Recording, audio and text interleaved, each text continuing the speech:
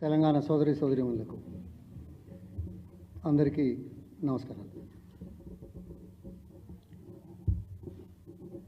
రాజకీయాలు, ఎన్నికలు, అధికారం, తర్వాత పరిపాలన, అంతే కదా రాజకీయాలు. ఇప్పుడు చాలా స్పష్టంగా ఏం కనపడుతున్నది అంటే ఈ రాష్ట్రంలో, తెలంగాణలో పాలన గాలికి వదిలేసినారు. పాలకులు అనబడేవాళ్ళు ఢిల్లీలో మకాం వేసినారు. నేనేం చెడు గురించి ఢిల్లీకి పోయినంత మాత్రాన చెడు అని మాట్లాడండి, కానీ ఇక్కడ ఒకటి అవగాహన చేసుకోవడం, ఆలోచించడం, దానికి అనుకూలంగా పాలనకు అనుగుణంగా నిర్ణయాలు తీసుకోవాల్సిన అవసరాన్ని గుర్తు చేస్తున్న సంగతి మొదటగా చెప్పక తప్పదు. అయితే మొన్న 5 రోజులు, ఒకరోజు విరామంతో మరో 3 రోజులు ఇక్కడి పాలకులందరూ ఢిల్లీలో మకాం వేసి కూర్చున్నారు. మరి దేని గురించి ఉన్నారు అనేది నాకు పూర్తిగా తెలియదు. మన ప్రసార మాధ్యమాలలో వచ్చే అంశాలైతే చూస్తున్నాం, చదువుతున్నాం. రాష్ట్ర ప్రయోజనాలను కాపాడుకునేందుకు, సాధించుకునేందుకు, లేకపోతే ఏ దిశ లోపల పోరాటం చేస్తే కేంద్ర ప్రభుత్వం నుంచి మనకు వస్తుంది అనే దాని మీద నాకైతే ఎక్కడ కూడా ఈ అంశాలు కనపడలేదు. వారి మనసులో ఉండొచ్చు, మాట్లాడుతున్నారో నాకు తెలియదు. కానీ అక్కడ వచ్చేదంతా దేని గురించి? మంత్రిమండలి కూర్పు, సరే పార్టీ నాయకుని ఎంపిక ఆర్ నిర్ణయం, అది పార్టీ నిర్ణయం, నేను కాదనా. మంత్రిమండలిది ముఖ్యమంత్రి గారు ఇక్కడ ఉన్నవాళ్ళు చేయాలా. నేను ఒకటే అడుగుతున్నాను, 7-8 రోజులు ఢిల్లీలో కూర్చొని వీళ్ళు 63 65 ఇప్పుడు ఏదో 63 మంది, 61 64 ఓకే వాటి 64 మందిలో నలుగురిని కానీ 6గురిని కానీ తీసుకోవడానికి 7 మాసాల తర్వాత, ఎన్నికల తర్వాత, అధికారంలోకి వచ్చిన తర్వాత 7 మాసాల తర్వాత, 8 రోజుల సుదీర్ఘ చర్చల తర్వాత ఒక నిర్ణయానికి రాలేకపోయేటువంటి దౌర్భాగ్య స్థితిలో ఉన్న పార్టీ పరిపాలన చేస్తుందంటారా 4 కోట్ల మందికి. సరే, అది వాళ్ళ సొంత వ్యవహారం. కానీ సామాజిక కూర్పు, సామాజిక ఆలోచన సమతుల్యం, ఇది ఒక ఛాలెంజ్ అయితే అది ఎట్లా పాటిస్తలేరు.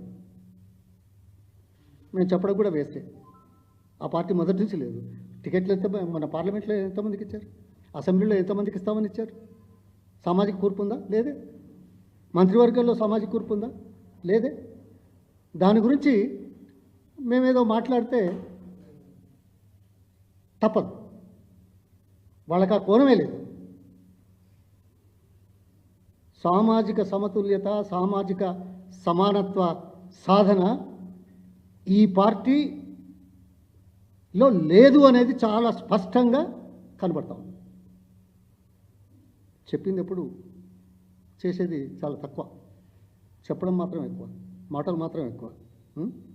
ఇక పరిపాలన అంటే చాలా ఉన్నాయి మాట్లాడడానికి. ఎట్లా అవుతుంది ఇప్పుడు ఈ ఒక్క అంశంలో ఇంత అయితే, అదేదో ఇవాళ చూశాను, ఎవరో అన్నారు 37 కార్పొరేషన్లకు చేశారు, ఇంకా కార్పొరేషన్లు చేయాలి, ఏదో చేస్తున్నాం అని ప్రజల అవసరాలను పక్కన పెట్టి, ప్రజల దృష్టిని మరల్చకుండా, రాజకీయ కోణంలో ప్రజల దృష్టి ఉండడానికి, తమ పబ్బం గడుపుకోవడానికి, దినాలు గడవడానికి దినాలు గడుపుతాయి. ఎప్పుడు అది 10 రోజులు 12 రోజులు ఏదో అంటారు కదా దినాలు. దేనికంటే ఎవరైనా చచ్చిపోతారు కదా అట్లా దినాలు గడుపుతున్నారు. చెప్పండి, నేనేమంటున్నానంటే 37 కార్పొరేషన్లను ప్రకటించి ఇప్పటి వరకు జీవోలు ఇవ్వకుండా పోతే 4 నెలలు ఒకటే అంశం, ఒక మచ్చుతునక పరిపాలనకు. ఇగో ఇది పరిపాలన చేస్తున్నారు. ఇవాళ ఇంతకుముందు ఏదో కొత్తగా వార్త విన్నాను, కొత్తగా కాదు, వార్తలు వస్తూనే ఉంటాయి. ఎవరు మన కేకే గారు ఏదో కదా, కేకే గారు ఏదో రాజీనామా చేసినారని ఏదో ఇప్పుడే దాంట్లో వచ్చింది కాగితం. ఓహో, చాలా గమ్మత్తుగా ఉందే. ఎందుకు తెలుసా? కాంగ్రెస్ పార్టీలో రాహుల్ గాంధీ ఈ గడ్డ మీద ఏర్పాటు చేసిన సభ లోపట ఇతర పార్టీల నుంచి వచ్చే వాళ్ళను తీసుకోవద్దని చెప్పిన అరగంట లోపటనే ఇతర పార్టీల నుంచి వచ్చిన శాసనసభ్యులను ఆ వేదిక మీద తీసుకొని చేతులెత్తి బయటకు చూపించిన నీచ చరిత్ర కలిగిన దాంట్లో ఈయన రాజీనామా చేశాడు. అపో చేశాడా? మరి ఆ పార్టీలో వచ్చిన వాళ్ళని రాజీనామా చేయిస్తారా? మరి చేయమంటారా? 6 ఎమ్మెల్యే ఇప్పటి వరకు చేయలేదే. ఇంకా మళ్ళీ కొత్తగా టికెట్లు ఇచ్చారు పార్లమెంట్లో పోటీ చేయడానికి. అసలు రాజీనామా చేసే ఉండాలి పార్టీలో అంటే కొత్తగా వచ్చిన వాళ్ళకి పార్లమెంట్ సీట్లు కూడా ఇచ్చినారు. ఇగో ఇది పరిపాలన ఒక ఎత్తు అయితే, రాజకీయ కోణం మరో ఎత్తు అయితే, ప్రజలను విస్మరించిన ప్రభుత్వం ఇదైతే పరిపాలనలో ఉన్నాయి. చాలా దురదృష్టం. ఏమిటి 6 గ్యారెంటీలు కదా, 420 హామీలు. ఎవరైనా ఏ పార్టీ అయినా ఎప్పుడైనా ప్రజల ముందుకు వెళ్ళేప్పుడు మేనిఫెస్టోలో పొందుపరిచే ముందు రాష్ట్రం గురించి, ప్రస్తుతం జరుగుతున్న పథకాల గురించి ఆలోచన చేసిన తర్వాత అదనంగా ఇస్తామనే కదా చెప్పేది. ఇవాళ ఇగ్నోరెన్స్ ప్రకటిస్తే ఊరుకుంటారా? చెంపదెబ్బలు పెడతారు, అది వేరే సమస్య. కానీ దమ్ము ధైర్యం ఉందా? గతంలో పేదలకు ఇచ్చిన పథకాలు ఏ ఒక్కటి కూడా మేము నిలుపుదల చేయము, ఇవి కొనసాగిస్తూనే మా హామీలు 420 హామీలు ప్రజల ముందుకు తీసుకెళ్తామని మాట్లాడే ధైర్యం దమ్ము ఉందా? 100 రోజుల్లో చేస్తామని చేశారా? చర్చకు వస్తారా? ఏదో కబుర్లతోటి కాలయాపన చేసేటువంటి కార్యక్రమాలు చేస్తున్నారు. ఇంకా చాలా ఉన్నాయి. దురదృష్టం దురదృష్టం. ఏంటి ఓట్ల కోసం ఆరోపణ, వాస్తవాలకు భిన్నంగా మాట్లాడడం, ఏది వాళ్ళు చాలా జరుగుతున్నాయి, చూస్తున్నాం. 3,000 కోట్ల రూపాయల మేడిగడ్డలో 86 పిల్లలలో 3 పిల్లర్లు పోతే 1,00,000 కోట్లు తిన్నారు అని ఆరోపణ చేసి పబ్బం గడుపుకున్న నేతలు దేశ నాయకులతోటి కూడా చెప్పించిన దౌర్భాగ్యపు మాటలు ఇవాళ దేశంలో ఎన్ని జరుగుతున్నాయి? ఎందుకో నోరు మూసుకొని ఉన్నారేమే ఇక్కడ కాంగ్రెస్ వాళ్ళు? ఏమైనా మాట్లాడారా? రామ్ మందిర్లో లీకేజ్, ఢిల్లీలో సబ్స్టేషన్ దాన్ని ఏమంటారు గ్రౌండ్ ఇవి మునిగిపోయినాయి. బీహార్లో 7 బ్రిడ్జిలు కొట్టుకుపోయినాయి ఈ 15 రోజుల్లో. యూపీలో మంచినీళ్ళు దొరక్క మంది తెచ్చారు. ఎయిర్పోర్ట్ లీకేజీ, కూలిపోతున్నాయి. ఎయిర్పోర్ట్లో ఏం తెలుసా? Passengers are paying the fee. అది ఎంత అయిందో తెలుసా? ఈ 4 ఏళ్లలో 1,000 కోట్ల రూపాయలు వసూలు చేశారు ఢిల్లీ ఎయిర్పోర్ట్లో. వాళ్ళ సేఫ్టీకి పట్టదు. ఇవన్నీ మాట్లాడరు అంటే వాళ్ళు కొల్యూడ్ అయినారేమో. కేవలం రాజకీయం కోసమే ఆరోపణ చేసిందని చాలా స్పష్టంగా తెలుస్తున్నది. అందుకే దమ్ము ధైర్యం ఉంటే కేసీఆర్ గారి ప్రభుత్వంలో ముఖ్యమంత్రిగా 10 సంవత్సరాలు చేసిన సంక్షేమ కార్యక్రమాలు ఏ ఒక్క రోజు కూడా ఆలస్యం కాకుండా కొనసాగిస్తూనే మీ హామీలను నిలబెట్టుకునే చరిత్ర కనుక ఉంటే, మీరు చేయదలుచుకుంటే వచ్చి ప్రజల ముందు నిలబడి చేస్తామని చెప్పమనండి. ధైర్యం ఉంటుంది ప్రజలకు. ఎన్నికల ముందు మనం వాగ్దానాలు ఏం చేస్తాం? ప్రజలకు ధైర్యం ఇవ్వడానికి. మిగతా క్యాన్సిల్ చేస్తామని చెప్తామా? ఊరుకుంటారా? దేనితోడు కొడతారో తెలుసు కదా. వాళ్ళ మంత్రి ఏదో అన్నాళ్ళే, నేను ఎందుకంటా. అందుకోసం ఈ పరిపాలన గాల్లోకి, మాటలు ఆకాశంలో, ఏది మకాం ఢిల్లీలో. ఇగో ఇది ఈనాటి పరిపాలన గురించి. ఫ్రమ్ మై సైడ్ ధన్యవాదాలు.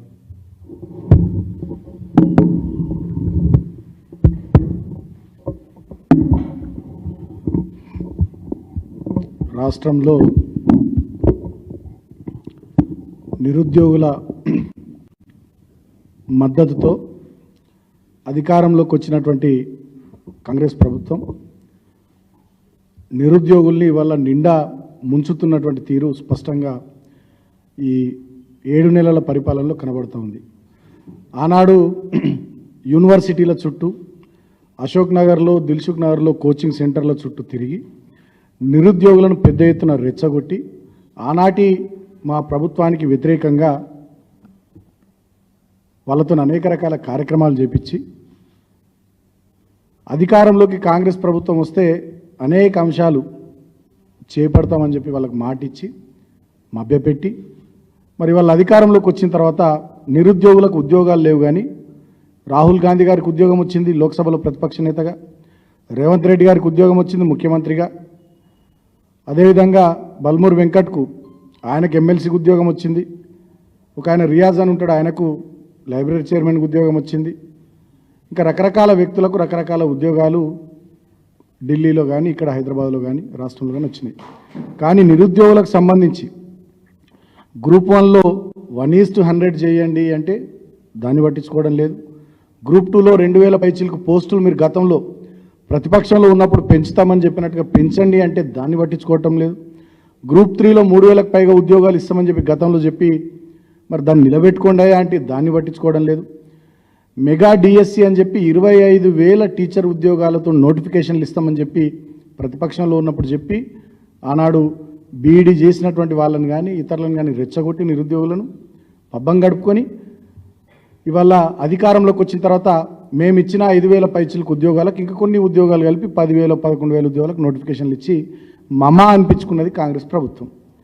అంతేకాకుండా ఖర్గే గారితోని ప్రియాంక గాంధీ గారితో గర్వంగా గొప్పగా చెప్పించి ఆనాడు ఎన్నికల ప్రచార సభల్లో జాబ్ క్యాలెండర్ ఇస్తామని 2 లక్షల ఉద్యోగాలు సంవత్సర కాలంలోనే భర్తీ చేస్తామని చెప్పి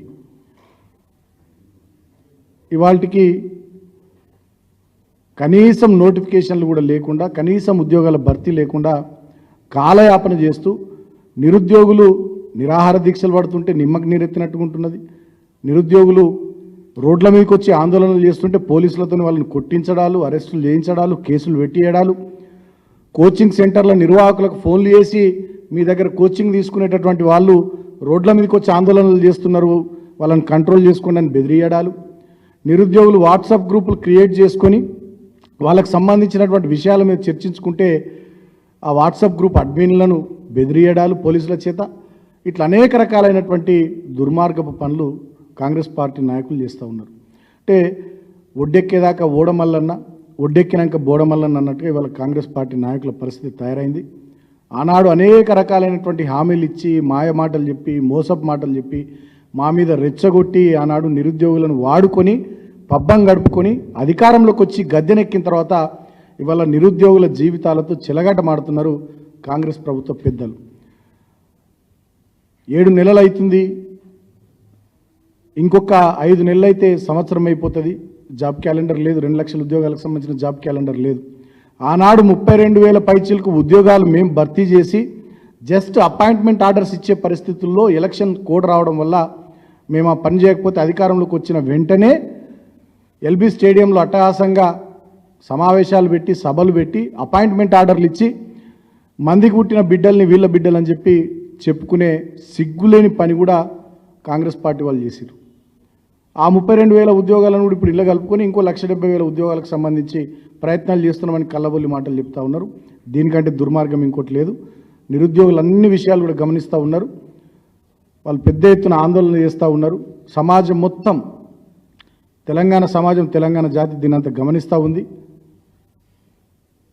ఇప్పటికైనా రాష్ట్ర ప్రభుత్వం దున్నపోతు నిద్రను వదిలిపెట్టి ఢిల్లీకి చక్కర్లు కొట్టుడు బంద్ పెట్టి మీరు గతంలో ప్రతిపక్షంలో ఉన్నప్పుడు ఏదైతే హామీ ఇచ్చినారో, ఏమైతే మాటలు చెప్పినారో, ఏ విషయాలు చెప్పి నమ్మించి నిరుద్యోగులను మీరు ఆనాడు మీ వైపు తిప్పుకున్నారో మీరు ఇచ్చిన మాటలే మీరు నిలబెట్టుకోండి అని చెప్పి ఆ నిరుద్యోగుల పక్షాన బీఆర్ఎస్ పార్టీగా మేము డిమాండ్ చేస్తూ ఉన్నాం. అది గ్రూప్ 1 విషయంలో అయినా, గ్రూప్ 2 విషయంలో అయినా, గ్రూప్ 3 విషయంలో అయినా, మెగా డిఎస్సి విషయంలో అయినా, జాబ్ క్యాలెండర్ విషయంలో అయినా, చివరికి మీరు ఇస్తా అన్న 4,000 రూపాయల నిరుద్యోగ భృతి విషయంలోనైనా మీరు ఇచ్చిన మాట నిలబెట్టుకోవాలని మేము కాంగ్రెస్ పార్టీని కోరుతున్నాం. లేకపోయినట్టయితే ఖచ్చితంగా ఏ నిరుద్యోగులైతే మిమ్మల్ని అందలం ఎక్కిచ్చిర్రో, అధికారంలోకి తీసుకొచ్చిర్రో, డెఫినెట్గా కాంగ్రెస్ పార్టీని నిట్ట నిలువున మళ్ళా కూల్చబోయేది, పడగొట్టబోయేది రాబోయే ఎన్నికల్లో ఈ నిరుద్యోగులు అనేటటువంటి విషయాన్ని కూడా ఈ సందర్భంగా నేను గుర్తు చేస్తూ ఉన్నా. ఇప్పటికైనా దుర్మార్గపు ప్రచారాలు, దుష్ప్రచారాలు, తప్పుడు పద్ధతులు, తప్పుడు పనులు మానుకోవాలని చెప్పి నేను కాంగ్రెస్ పార్టీ నాయకులు కూడా కోరుతా ఉన్నా, వాళ్ళ న్యాయమైన డిమాండ్లను ఆలకించండి. గతంలో అవి ఏం కొత్తవి కావు, గతంలో మీరు చెప్పినాయే. వాళ్ళ న్యాయమైన డిమాండ్లను ఆలకించండి, వినండి. వాళ్ళు కోరినట్టుగా మీరు గతంలో చెప్పినట్టుగా వాటిని నెరవేర్చే ప్రయత్నం చేయాలని చెప్పి మేము కాంగ్రెస్ ప్రభుత్వాన్ని డిమాండ్ చేస్తూ ఉన్నాం. లేకపోయినట్టయితే డెఫినెట్గా రాబోయే రోజుల్లో నిరుద్యోగుల ఆగ్రహ జ్వాలల్లో ఈ కాంగ్రెస్ ప్రభుత్వం మాడి మసిగాక తప్పదని చెప్పి నేను హెచ్చరిస్తూ ఉన్నా. ఎందుకంటే ఆ యువకుల ఆర్తనాదాలు వింటున్నాం, ఆ యువతుల ఆందోళన మేము కళ్ళారా చూస్తూ ఉన్నాం. వాళ్ళ నిరసన జ్వాలకు ఖచ్చితంగా మీరు బలైపోక తప్పదు కాంగ్రెస్ ప్రభుత్వం అని చెప్పి మేము హెచ్చరిస్తూ ఉన్నాం. మీరు గతంలో చెప్పినట్టుగా ఆ విషయాలన్నిటిపైన స్పష్టమైనటువంటి వైఖరితోని నిరుద్యోగుల ఆందోళనను తగ్గించేటట్టుగా నిరుద్యోగులను పిలుచుకొని ప్రభుత్వ పెద్దలు మాట్లాడి గ్రూప్ 1 విషయంలో, గ్రూప్ 2 విషయంలో, గ్రూప్ 3 విషయంలో, మెగా డిఎస్సి విషయంలో, అదేవిధంగా జాబ్ క్యాలెండర్ విషయంలో వీలైన తొందరలో చర్యలు చేపట్టాలని ఈ సందర్భంగా మేము కోరుతా ఉన్నాం. డెఫినెట్గా నిరుద్యోగులు పెద్ద ఎత్తున ఆందోళనలు చేస్తూ ఉన్నారు, మేము అభినందిస్తూ ఉన్నాం. నిజంగా ఏ పార్టీ, ఏ సంఘము, ఎవరు వాళ్ళకి వెనుక నిలబడకున్నా రాకున్నా వాళ్ళు సంఘటితంగా వాళ్ళ సమస్యల పరిష్కారం కోసం వాళ్ళు చేస్తున్నటువంటి పోరాటం నిజంగా చాలా గొప్ప పోరాటం. మొన్న ఒక సోదరుడు మోతిలాల్ గారు అయితే 9 రోజులు ఆమరణ నిరాహార దీక్ష చేశాడు. అదేవిధంగా ఇంకా యూనివర్సిటీలో చాలామంది ఆందోళనలు చేశారు, చాలామంది రోడ్ల మీదకి వచ్చి ధర్నాలు, నిరసనలు, రాస్తారోకో లాంటి కార్యక్రమాలు చేస్తూ ఉన్నారు. జిల్లాల్లో కూడా నిరసన ర్యాలీలు చేస్తూ ఉన్నారు. నిజంగా వాళ్ళ తెగువకు, వాళ్ళ తెగింపుకు, ప్రభుత్వం మీద వాళ్ళు చూపిస్తున్నటువంటి పోరాట పటిమకు డెఫినెట్గా తప్పకుండా మేము హ్యాట్స్ ఆఫ్ చెప్తా ఉన్నాం. ఈ నిరుద్యోగుల సమస్యల పరిష్కారం విషయంలో ఖచ్చితంగా రాబోయే అసెంబ్లీ సమావేశాల్లో ఇప్పటికే మా వర్కింగ్ ప్రెసిడెంట్ గారు చెప్పినారు, కేటీఆర్ గారు, బీఆర్ఎస్ పార్టీ ఈ ప్రభుత్వాన్ని నిలదీస్తుంది. ఈ ప్రభుత్వాన్ని డెఫినెట్గా వాళ్ళు చేస్తున్నటువంటి తప్పుల్ని అసెంబ్లీ వేదికగా ఖచ్చితంగా గట్టిగా ఎండగడతామని చెప్పి మా వర్కింగ్ ప్రెసిడెంట్ కేటీఆర్ గారు కూడా చెప్పడం జరిగింది. కాబట్టి ఖచ్చితంగా ఈ ప్రభుత్వాన్ని విడిచిపెట్టే సమస్య లేదు. అది ప్రజాక్షేత్రంలో అయినా, అసెంబ్లీ వేదికగా అయినా డెఫినెట్గా బీఆర్ఎస్ పార్టీ, కాంగ్రెస్ ప్రభుత్వం ఇచ్చినటువంటి మాట నిరుద్యోగులకు సంబంధించి నిలబెట్టుకునేదాకా బీఆర్ఎస్ పార్టీ, కాంగ్రెస్ పార్టీ ఈ ప్రభుత్వం వెంటబడతామని చెప్పి కూడా ఈ సందర్భంగా నేను హెచ్చరిస్తూ ఉన్నా. మరి గతంలో చాలామంది పెద్ద మనుషులు ఈ నిరుద్యోగుల ఆందోళనలో ముందు కురికి మరి చాలా కార్యక్రమాలు చేశారు. ఇవాళ వాళ్ళు ఒక్కరు కనబడతలేరు. కోదండరామ్ గారు ఏడమన్నారు, ఆకునూరు మీరులు ఏడ తిరుగుతుండో, ఇంకొక ఆయన వాళ్ళంతగా వాళ్ళ పేర్లు ఎందుకని వాళ్ళంతా ఏడున్నారో, ఏడ తిరుగుతున్నారో నిరుద్యోగులు అడుగుతున్నారు. నేను వీడియోలు చూస్తూ ఉన్నా సోషల్ మీడియాలో. వాళ్ళు ఎందుకు రేవంత్ రెడ్డి ప్రభుత్వాన్ని ప్రశ్నిస్తలేరు అంటే మీకు ఉద్యోగాలు వచ్చినాయని చెప్పి ప్రశ్నిస్తలేరా? మీకు ఉద్యోగం రాగానే నిరుద్యోగులను పక్కన పెట్టేస్తారా? భారతదేశంలో 28 రాష్ట్రాల్లో 10 సంవత్సరాల కాలంలో ఏ ప్రభుత్వం ఇవ్వని ఉద్యోగాలు ప్రభుత్వ రంగంలో మా ప్రభుత్వం ఇచ్చింది. 1,88,000 పైచిలకు ఉద్యోగాలు ఇచ్చింది. ప్రైవేటు రంగంలో including everything, including all sectors 24 లక్షల మందికి ఉద్యోగ ఉపాధి అవకాశాలు తెలంగాణ ప్రభుత్వం వచ్చిన 10 సంవత్సరాల కాలంలో వచ్చింది. అంటే కలుపుకుంటే దగ్గర 26 లక్షల ఉద్యోగాల కల్పన కేసీఆర్ గారి నాయకత్వంలో ప్రభుత్వ రంగంలో, ప్రైవేట్ రంగంలో కలుపుకొని 10 సంవత్సరాల కాలంలో జరిగింది. సరే, మా అప్పుడు కొన్ని జరుగుండొచ్చు. తెలంగాణ స్టేట్ పబ్లిక్ సర్వీస్ కమిషన్లా ఎవరో కొద్దిమంది చేయడం వల్ల కొన్ని జరుగుండొచ్చు. ఇంకో దగ్గర కొంతమంది కోర్టులకు పోవడం వల్ల కొన్ని నోటిఫికేషన్లు ఆలస్యం అయి ఉండొచ్చు. ఇంకా కొన్ని సంఘటనల వల్ల కొంత భర్తీ ప్రక్రియ అనుకున్నంత వేగంగా జరగకపోవచ్చు. కానీ మా చిత్తశుద్ధిలో కానీ, మా ప్రయత్నంలో కానీ ఏనాడు కూడా లోపం లేకుండే. ఏమైతే చెప్పినామో అది డెలివరీ చేసినాం, ఏమైతే చేస్తామని చెప్పినామో ఖచ్చితంగా దానికి కట్టుబడి ఆనాడు ఉండి మేము పనిచేసినాం, కష్టపడ్డాం. అయినప్పటికీ కూడా ఆనాడు విషపు పాత్ర, దుర్మార్గపు పాత్ర పోషించి ఆనాడు నిరుద్యోగుల్ని రెచ్చగొట్టి ఇవాళ వీళ్ళు అధికారంలోకి వచ్చిన తర్వాత పాపం వాళ్ళ సమస్యల్ని కానీ, ఆనాడు వాళ్ళకి ఇచ్చినటువంటి హామీల్ని కానీ గాలికి వదిలేసి గాలి తిరుగులు తిరుగుతున్నారు కాంగ్రెస్ ప్రభుత్వ పెద్దలు ఢిల్లీ చుట్టూ. కాబట్టి ఆ తిరుగులు బంద్ చేసి నిరుద్యోగుల సమస్యలపైన దృష్టి పెట్టాలి, వాటన్నిటిని పరిష్కరించాలి. లేకపోయినట్టయితే ఈ కాంగ్రెస్ ప్రభుత్వానికి, ముఖ్యమంత్రి రేవంత్ రెడ్డికి ఖచ్చితంగా ఈ నిరుద్యోగుల ఉసురు తగులుతుందని చెప్పి కూడా నిరుద్యోగుల పక్షాన నేను వారిని హెచ్చరిస్తూ ఉన్నా. డెఫినెట్గా మా పార్టీ, బీఆర్ఎస్ పార్టీ, నిరుద్యోగులు వాళ్ళ న్యాయమైనటువంటి డిమాండ్ల కోసం వాళ్ళు చేస్తున్నటువంటి పోరాటాలకు సంబంధించి ఖచ్చితంగా అసెంబ్లీ వేదికగా ఈ ప్రభుత్వాన్ని నిలదీస్తాం. మా వర్కింగ్ ప్రెసిడెంట్ గారు చెప్పారు ఇప్పటికే. క్షేత్రస్థాయిలో కూడా వాళ్ళు చేస్తున్నటువంటి పోరాటాలకు ఖచ్చితంగా కాంగ్రెస్ ప్రభుత్వం దిగొస్తుంది అనేటటువంటి ఒక ఆశాభావాన్ని కూడా మేము వ్యక్తం చేస్తూ నిరుద్యోగులు ఇట్లనే ఈ పోరాట స్ఫూర్తిని కొనసాగించాల్సిందిగా ఈ సందర్భంగా నేను కూడా వారికి విజ్ఞప్తి చేస్తూ ఎల్లవేళలా బీఆర్ఎస్ పార్టీ ఖచ్చితంగా ప్రజా సమస్యల పరిష్కారంలో కానీ నిరుద్యోగుల సమస్యల పరిష్కారంలో కానీ మా వాణిని ఇటు ప్రజాక్షేత్రంలో కానీ అటు అసెంబ్లీ వేదిక కానీ వినిపిస్తామని చెప్పి తెలియజేస్తున్నాం. Thank you.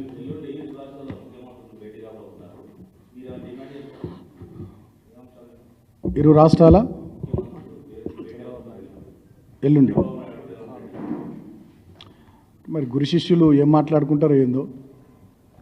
గురు శిష్యులు చాలాసార్లు సమావేశమైనట్టున్నారు, లోపల అయినరు. ఇప్పుడు మొట్టమొదటిసారిగా బహిరంగంగా గురు శిష్యులు సమావేశం అవుతున్నారు. మరి వాళ్ళ సమావేశం ఎజెండా విధి విధానాలు ఇంకా బహుశా ప్రభుత్వం బయట పెట్టనట్టున్నది. మొన్ననే మా నాయకులు సీనియర్ నాయకులు హరీష్ రావు గారు కొన్ని విషయాల పట్ల వారు కొన్ని అంశాలను లేవనెత్తినారు, డిమాండ్ చేసినారు. డెఫినెట్గా ఇవాళ తెలంగాణకు సంబంధించి ఏమేమి అంశాలు అయితే అపరిష్కృతంగా ఉండేనో వాటన్నిటి విషయంలో ప్రభుత్వం చొరవ తీసుకోవాలి. అంతేకాకుండా అన్నిటికన్నా ముఖ్యంగా నీటి వాటాలో, కృష్ణా నీటి వాటాలో మన రాష్ట్ర ప్రభుత్వం ఆ కృష్ణా నది జలాల్ని శ్రీశైలంలో కానీ నాగార్జున సాగర్లో కానీ మనకు రావాల్సిన న్యాయమైన వాటా విషయంలో గట్టిగా ఉండాలి. ప్రభుత్వ రంగ సంస్థల విభజన విషయంలో, అప్పులు ఆస్తుల విషయంలో కూడా మనకు అన్యాయం జరగకుండా గట్టిగా ఉండాలి. ఇతరత్ర అంశాల విషయంలో కూడా డెఫినెట్గా మన ప్రభుత్వం తెలంగాణ ప్రజల ప్రయోజనాలు కాపాడేటట్టు ఉండాలి.